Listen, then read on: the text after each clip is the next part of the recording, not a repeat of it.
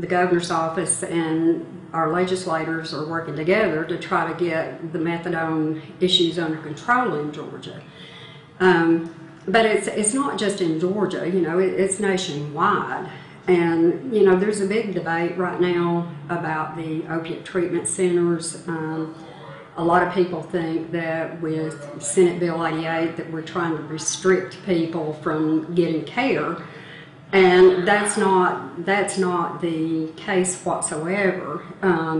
Most states that surround us have less than 25 in their whole state, whereas we have 72.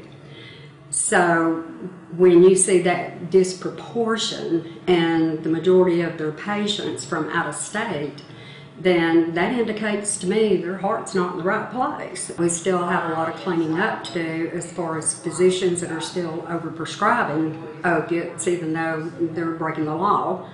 But there again, if there was tighter regulations on how this could be, prescribed and for what condition, like, you know, oxycodone. You don't need to be prescribing oxycodone for a mashed finger.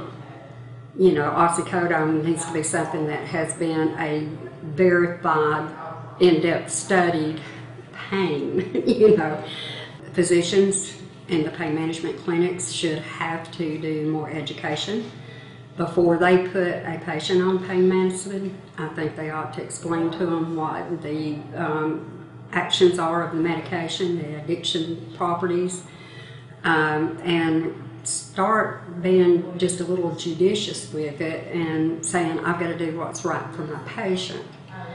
And, you know, because, you know, when there's all this overprescribing, that's how it winds up on the street.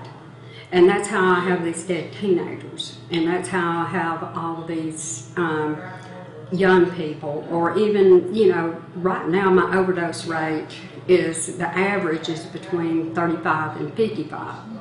Now, that seems bizarre, but we're looking at folks that have been using long term.